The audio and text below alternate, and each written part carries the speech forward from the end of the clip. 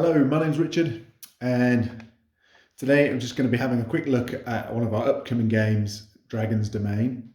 It's a tin box game. Everything you need will be in this box. This is just a prototype at the moment. This video is really just to show people who are playtesting the game for us how to set it up quickly, so you don't have to read the rule book back to front and try and get your head around it. This will just help speed it up. So when you start the game, you're going to, there's these map tiles, and you're going to draw 3 at random. You can see I've actually got a little game set up here. And then you put these 3 tiles next to each other, so any of these points meet like that. So I could put it that way if I wanted to, I could put it that way. It doesn't really matter which way you do it. You can put it any which way you want. So let's say I do this, and then I do this, and then you'd take the last tile, which is always used, the dragon tile, where you face the dragon at the end, and then you'd place that at the end of your dungeon. And then you would flip over the first card, and that's the starting tile that you're going to start on at the beginning of the dungeon. And then when you get to this section, you can then all move to the next section and you flip the next dungeon tile over. And then in each corner of all the different tiles, they've got a few numbers on, which are where the monsters spawn in the game, and there's treasure, and there's little pillars here which give you defense bonus, and obviously it's these flaming tiles which damage you. And each tile has a little couple of letters in the corner. So when you flip over a tile, you'll look through these sheets, and this one here is LR, and it will tell me some rules. So here we go. It says Lava Ridge. Divided, half the heroes must start at the other free entry point. So each tile will have another entry point. Each tile will have at least one other entry point. So there's an entry point here and here. So the players can choose to start here or here. And then because of these rules, it's telling us that half the party has to start at this side and half the party has to start over here. And then it's got Inferno Blaze. At the end of each round, roll a d6, and on a star, all heroes lose 1 health due to the intense heat. So basically on this tile, it's basically telling us that we need to move fast through this section, otherwise we're going to take damage. And then you can see there's some other rules for other tiles, and these are double-sided for all the different rules for all the different tiles basically here. So that would be how you set up the board. You've got 3 tiles.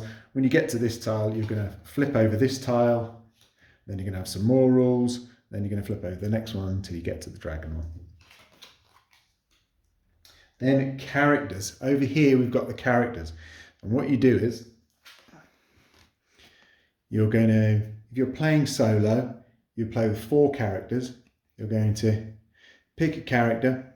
The game comes with 5 different characters, and basically you pick which 4 characters you want to use. Each of them have got different health, a different special ability, and they've got a different initiative in the top corner there. And then you pick, just going to remove some of these cubes off here, then you pick skills from 2 different sections. So there's a load of cards marked with A, and these are A skills. And then there's a load of cards marked with a B, and they're blue in the top. And for each character, so you pick your character, and then you'd pick 1 A skill, and you'd pick 1 B skill.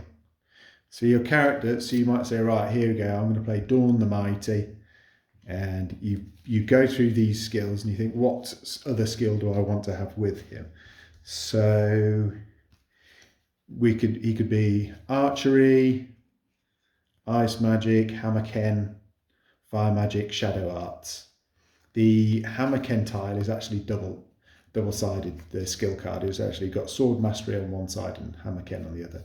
And then each skill has got a number of different skills that the character can use, and each turn they have to choose a different skill. So you could do the first skill, then the next turn you'd have to do the next skill. And each player's turn, they'll get to do one skill from the A and one skill from the B. So basically you make up your own character, like what skills you want to combine. So I might say, right, Dawn the Mighty, his A skill, I'm going to give him the Shadow Arts. And then his B skill, let's say I'm going to give him the Leadership skill. And then those would be his 2 skills. He would have Shadow Arts on one side and Leadership on the other. And then you would select whichever token. So I have these little tokens here. Little hammer on. You'll have a token that goes on his total health. You'll have a token that represents him that goes on the board. And then you'll have a token, you'll have multiple tokens, a token that you'll put on his skills. So you just stick it on his board. And then during his turn, you'll get to choose to do one skill from the A and then one skill from the B. There's always the option to choose the walk or the run skill. So on the Bs, you can always walk 1, which means you can move 1 space on the board, or run, which is move 2, which means you can do 2 spaces. So each turn, you could move a maximum of 3 spaces every turn if you just wanted to run all the time. And then you have lots of different skills. So each character will have all these different skills that are open to them. So there's loads of different combos you can make with all the different A and B skills. You know, we could change it around and we could say, I'm going to give Dawn the Mighty the Archery and the Survivalist skill. So you can make lots of different combinations up for the different characters. And then you'd place all your tokens at the entrances to your tiles. And then you would figure out which monsters you would populate each tile with a load of monsters. Now we've got a monster selector card. And this monster selector card allows us to choose the monsters randomly. So we have a little dice tray from the tin itself, and the game comes with this little dice with these little icons on. So what you do is you'd roll a dice. We've rolled a star. So the first roll picks which group of monsters we're going to face from. So here it's got Gloom. So there's lots of different monsters on the back. So there's 3 different dragons that you can face in the game. There's Chaos, Gloom monsters, and Horde monsters. So we'd go to the Gloom section. So we know we're going to pick monsters. So on the first tile, it tells us we're going to spawn 3 monsters from 1 group. So because we're fighting on the first tile, we're going to spawn 3 monsters. So we'd roll this dice 3 times and we know that we're going to be picking monsters from the Gloom group. So we could get the same monster more than once. So we've got a sword, so we're still going to be fighting a Dark Elf and a Giant Spider and a zombie. So what we would do is get our monsters that we've got here. So what did I say? We've got a zombie, we'd be facing a giant spider and the Dark Elf. And then what you do is you take these tokens, so you can just see that there. So they've all numbered. So that's a 1, that's a 2, and then it goes up to 5. So you'd go, right, you'd take the first token and you'd put number 1. So we spawned a zombie first, let's say. And so we put a token on its health to show its maximum health. We also put a number 1 token on the board as numbered. So number 1, we'd start him, one of the zombies would start on that section on the board. You can just see that number 1 there. 1 would start there, and then you'd put a marker for number 2 on the giant spider, and then the giant spider would start on 2. So that means the zombie and the spider would actually be together on that token because number 1 and 2 are both there. And then number 3 you'd put there, number 3, so that would be the Dark Elf would start there. And then the other tokens you use on the lid of the tin, on this handy go back and see it, in this initiative tracker. So how the initiative works is that that when you start the game, you're going to roll the d6 die, and it says on a sword, the monsters start in initiative order, and initiative always goes heroes, monsters, heroes, monsters. So you'd roll the dice. We rolled a shield, which means the heroes start first. So you take the first hero marker and place it in initiative 1, and then it has to go a monster. And so the monsters then go in initiative order. So in each of the monsters' corners, they've got an initiative value. So here, even though the zombie might be the first monster we drew, they'd activate in initiative order. So the dark elf would go next. So say the dark elf was number 2, they'd go next, and then we'd spawn the next. Then the next player would go in initiative order, and then the next monster, then the next player, then the next monster, etc., etc. And then that tells you which order. So each new tile, there's a new initiative set.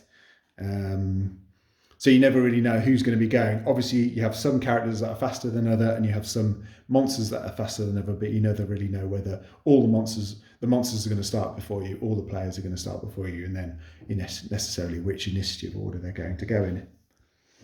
And that's about it for your setup. You pick your characters, you pick 2 skills for each character, you give them the tokens, you build your board, you put your tokens on the board, you spawn your monsters with the monster sheet, with the monster selector sheet that tells you everything you need to know. There's a little quick reference sheet here which tells you what other things do, like you can focus, which gives you rerolls. You can be hexed and hex people, you can pierce to get rid of shields. Magic attacks only hit on certain rolls. You can stagger people, monsters move away, and you can slow people as well. So there's a bunch of different effects, that all the dungeon tiles do. And then there's also some treasure tiles as well. I won't show you all the treasure cards because that's kind of fun. I'll show you one. There you go. Oh, look, magic amulet. So, and it can be used a number of times, but there's lots of different magic cards. And that's it. You battle your way through 3 dungeon tiles until you get to the dragon, and then you face the dragon. And there's a little, very cute little token for the dragon. And then you face the dragon and you have to defeat the dragon to win. It's a really fun little tin box game. I wanted to create a tin box game that had the feel of a much bigger game, because I played some tin box games, and it's the kind of thing that you might take on holiday with you somewhere, but then you might only play it for 20 minutes, and you're like, oh, I've done it. And then I was like, oh, it's not enough.